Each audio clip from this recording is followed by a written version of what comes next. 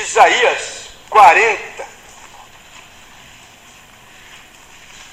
Isaías 40 e o verso 22. Falando de Deus, do poder de Deus. Ele é o que está sentado sobre o globo da terra, cujos moradores são para ele como gafanhotos. Isaías 40 e o verso 22. Ele é o que estende os céus como cortina e os desenrola como tenda para neles habitar. Dá para entender a grandeza do Deus, do nosso Deus? Como ele é grande? A impressão que se dá é que eu vou pegar um banquinho aqui e vou me sentar. Sabe como é que é o nome do banco? O banquinho? Globo da terra. Eu vou puxar aqui uma cortininha. Que tamanho que tem a sua cortina lá? As senhoras aí, fala o nome, o tamanho da cortina que tem na sua sala. Você vai puxar, né? Cortina linda. O quê? No máximo 2,70 por 3 não sei o quê. 1,80, Mas Deus vai dizer, eu vou puxar um pouquinho a minha cortina aqui, o céu. O tamanho do céu, o tamanho da cortina. Aí eu estou precisando de uma cobertura para me fazer uma tenda. Desenrola o céu, olha o tamanho da tenda. Essa é a grandeza do nosso Deus, irmãos. E nesta grandeza, na beleza da grandeza de Deus, Ele está preparando para a igreja tomar posse da beleza celestial. Compensa, irmãos, nós sermos crentes fiéis. Compensa, irmãos, vale a pena sermos fiéis. Daniel capítulo 2 e o verso 28. Daniel 2 e o verso 28.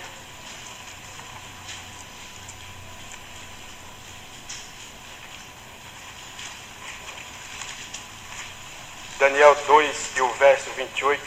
O Deus poderoso, olha o que aconteceu aqui. Daniel 2 e 28 diz assim: mas há um Deus no céu, mas há um Deus nos céus, o qual revela os segredos. Ele, pois, fez saber ao rei Nabucodonosor o que há de ser no fim dos dias. O teu sonho e as visões da tua cabeça na tua cama são estas. Aqui é a revelação de Deus, porque para Deus não tem nada escondido. A gente esconde do pai, da mãe, do marido, da mulher. Esconde, né? Mas de Deus não. Está tudo nu e patente. Ele é o Deus poderoso que revela segredo. Sabe, irmãos, todos os nossos feitos, tudo está sendo bem gravadinho. Fique tranquilo com aquele problema, com aquela questão mal resolvida. Está tudo anotadinho. É muito sério, irmãos, esse Deus que nós estamos servindo. Este Deus, ele é muito sério. Por isso nós devemos tomar cuidado. Não adianta apenas ser crente. Não adianta apenas estar vestido de branco. Não adianta estar apenas com uma lâmpada. Mas se a lâmpada estiver apagada, não adianta nada. Precisa estar acesa, irmãos. Ainda em Daniel 4 e o verso 31, diz assim: ainda estava a palavra na boca do rei, quando caiu uma voz do céu, e a ti se diz: ó rei Nabucodonosor, passou de ti o teu reino. Você viu lá que nós lemos no livro do Salmo que o Senhor vai dar risada, vai zombar. Você pensou que você é grande, você pensou que você é alguma coisa, você pensou que você é um cara, você pensou que estava arrebentando, você pensou, mas pensou errado, não é nada. O pastor Raimundo fez um hino que diz menos que nada. Dá para ver nada? Nada, ver nada. E menos que nada. Está na palavra de Deus isso aí. Menos que nada. Aí Deus, você pensou que isso era alguma coisa? Não é nada. Mas aqueles que se humilharam, aqueles que oraram, aqueles que buscaram a Deus, aqueles que chegaram até Deus com um coração quebrantado e contrito, arrependido, pronto para adorar a Deus. Irmãos, Deus está procurando homens e mulheres de oração, homens e mulheres que o adorem, mas que adorem em espírito e em verdade. Homens e mulheres que estão com as lâmpadas acesas e azeite nas suas lâmpadas. Hoje tem muitas lâmpadas apagadas. Tem nome de quem vive, mas estão mortos. Dizem ser apóstolos, mas não são. Dizem ser judeus, mas mentem. Vivendo de mentira e muitas vezes dentro da casa de Deus. Mas Deus está dizendo, acabou. Daqui a pouco vai dizer, chega, para, acabou tudo para vocês.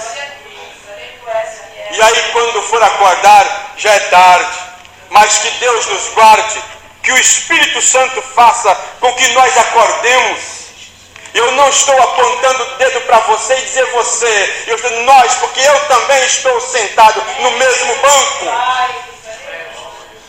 Todos nós, não tem um bonzão aqui não, todos nós, se não cuidar. Às vezes alguém diz, irmão, crente pode pecar. Não pode pecar não. Irmão, crente não pode errar não. Erra porque vacila. Porque parou de olhar para o Cordeiro de Deus. Aquele que diz, se na vossa senda sombra vem cair, o que deve fazer? Olhai para o Cordeiro de Deus. Ei, olha o pecado aqui não, eu estou olhando para Jesus. Olhando para Jesus, o autor e o consumador da fé. Ei, toma aqui um copo, toma aqui um cálice, toma aqui uma oferta. Não, eu estou olhando. Eu tenho algo muito importante, estou olhando, irmãos. Aleluia, se estivermos olhando para Jesus.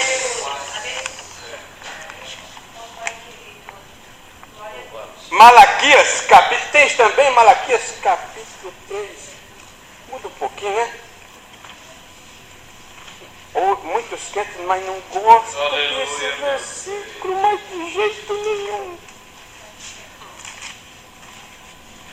Malaquias capítulo 3. Estamos falando do céu, né, irmãos? Dízimo também é do céu, uai. Poxa, pois não é aqui, aqui é? Onde é que é mesmo que está o versículo? 3 e 10. E 11 e 12. Trazei todos os dízimos à casa do tesouro. O que tem a ver com o céu, irmão Davi? Calma, segura aí, homem. Trazei todos os dízimos à casa do tesouro, para que haja mantimento na minha casa.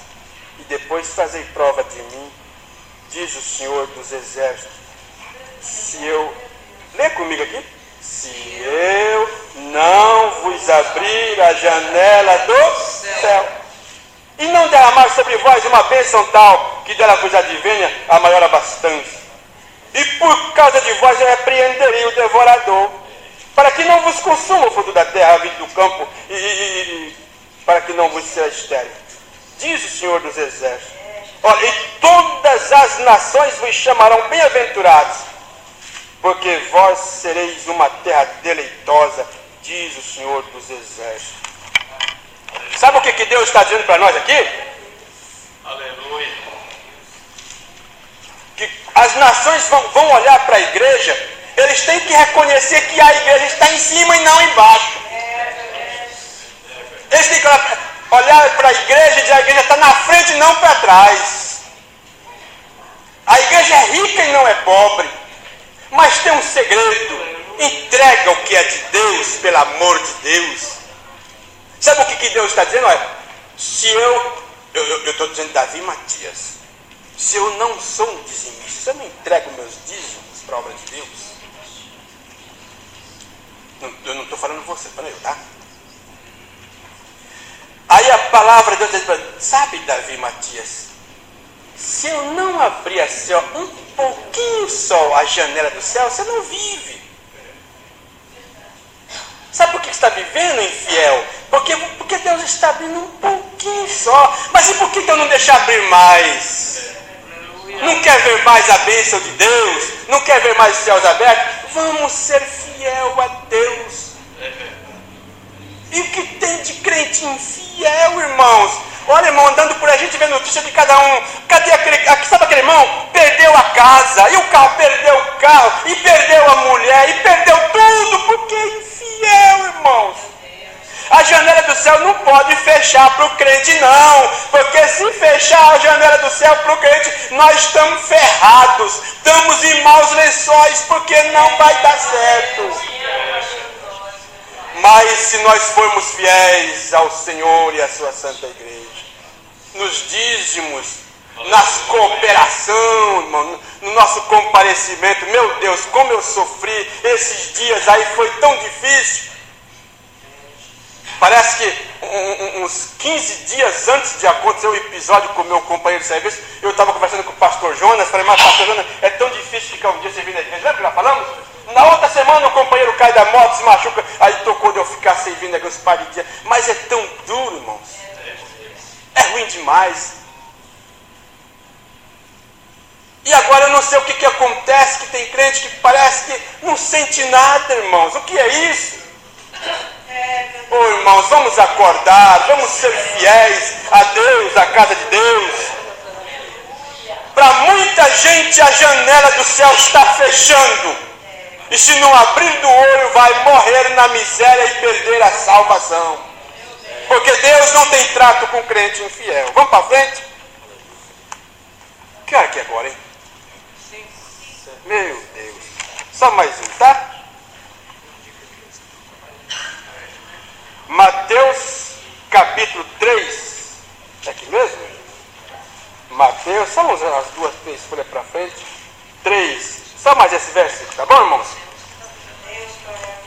É isso que Moisés está lembrando um fato para aqueles que estão trabalhando, estudando. Agora, tomamos cuidado para nós quando estamos trabalhando, quando estamos estudando, para que o nosso coração não desligue da casa de Deus. Tem muita gente que está trabalhando, está estudando, mas o coração já desligou da casa de Deus. Está perigoso, é alvo fácil do pecado. É muito perigoso isso. Mateus 3. Naqueles dias apareceu João Batista pregando no deserto da Judéia, dizendo: arrependei-vos, porque é chegado o reino dos céus. Irmãos, João Batista era o homem que Deus preparou para que o povo ficassem prontos para receber Jesus. Sabe o pastor da igreja, os obreiros? É o João Batista de hoje, que está abrindo os nossos olhos e os seus olhos para receber Jesus. Daqui a pouco ele vai chegar até as nuvens dos céus. E de lá os salvos ouvirão: vinde bendito do meu Pai, possuí por herança o reino que vos está preparado. Só aqueles que estiverem em plena, legítima comunhão com Deus, com Jesus, com o Espírito Santo e com a igreja. Amém?